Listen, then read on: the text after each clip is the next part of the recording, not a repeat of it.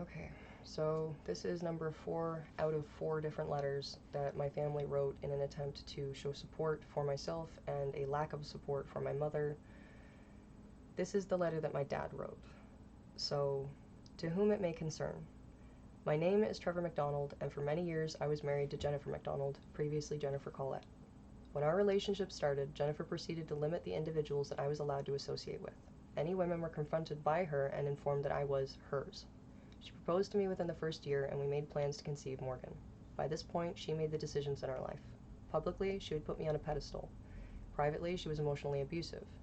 At one point prior to Morgan's younger sister being born, I sought help from a crisis worker.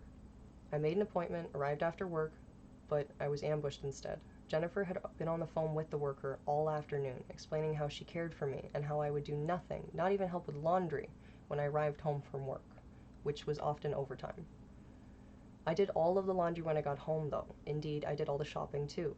I would get back from working, find the house a mess, and have to clean up Morgan and make sure that things were arranged for the next day. My attempt to get help meant that I was soon not allowed to go to doctor's appointments alone. Jennifer's drug use started soon after giving birth to Morgan's younger sister. At first it was just cannabis and lorazepam, remember that, by prescription. But soon it was whatever she could get. While I was working, Jennifer would often have multiple friends over to our home without my knowledge. Jennifer would often be unable to get Morgan to go to school on most days. I would arrive home to my children either locked in their rooms or eating cereal off of partly ripped up linoleum floors. It was shortly after that that I took the girls to my current address and left Jennifer with her multiple live-in partners. Jennifer later used her Wiccan beliefs as an excuse, or to excuse actions like performing oral sex on a friend to give back some male energy, claiming that it was therefore not cheating and I could not speak out.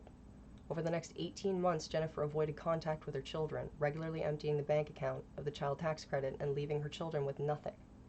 Jennifer exposed our children to drug use, violence, and regularly endangered them, leaving them with strangers and once in the care of an out-of-control red zone pit bull that I had to rescue my youngest daughter from as she was screaming on the back of the couch when I found her. And I'm putting it out there that my dad raises and breeds Tibetan Mastiff Great Dane mixes. He's not a small man. He doesn't have an issue with pit bulls at all. But Maiden was out of control. I was aware and I was old enough to remember Maiden, and she terrified me.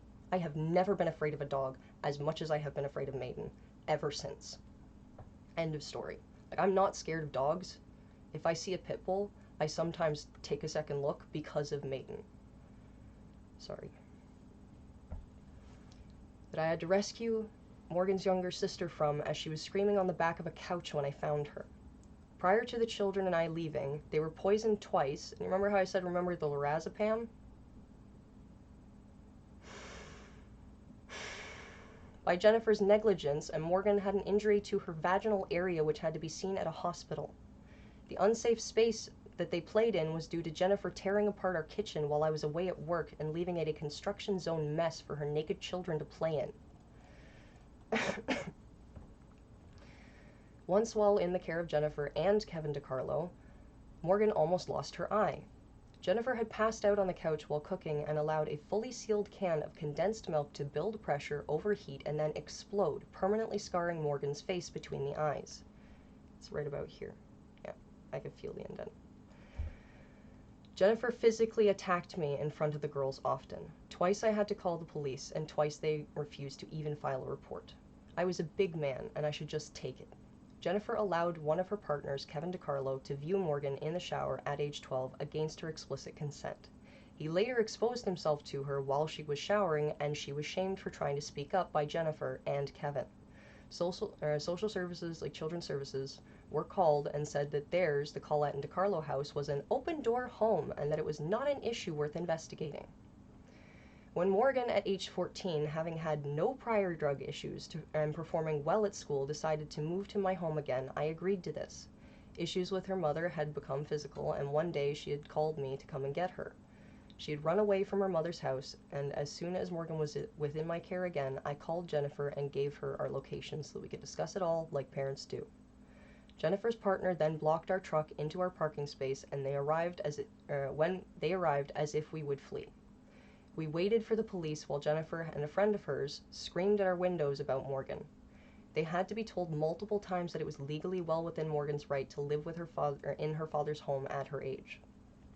Jennifer soon after this went to Morgan's public school and kidnapped her, a then grade 8 student, and locked her up in a 16 to 19-year-old high school for violent or addicted girls under threat that she would have her ferrets sold.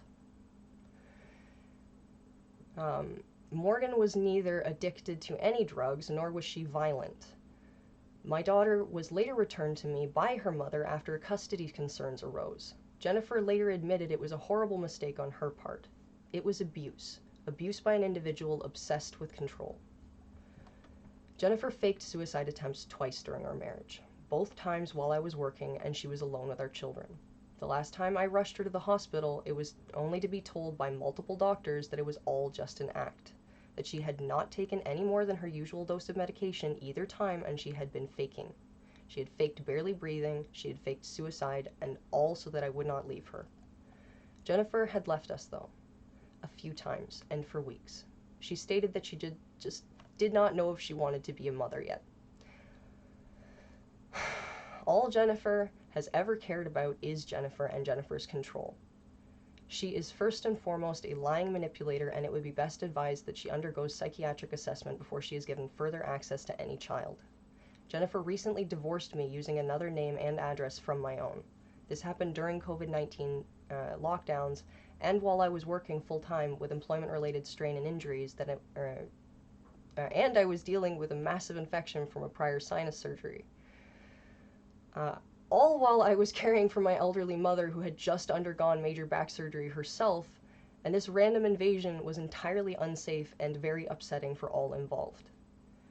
Though it has been stated to the police and Jennifer directly, I say again that she is not welcome here. She is not to, under any circumstances, trespass upon our property as she has. She shows up when she wants, and the police have never done a thing. She is never held accountable, and she has continued to spread lies about me after I left her, while I have simply tried to distance myself from her in every way and just exist quietly as I have. Jennifer is a hateful, abusive, and cruel person and should have no control over another person in any way. Trevor McDonald. I'm so sorry, Dad.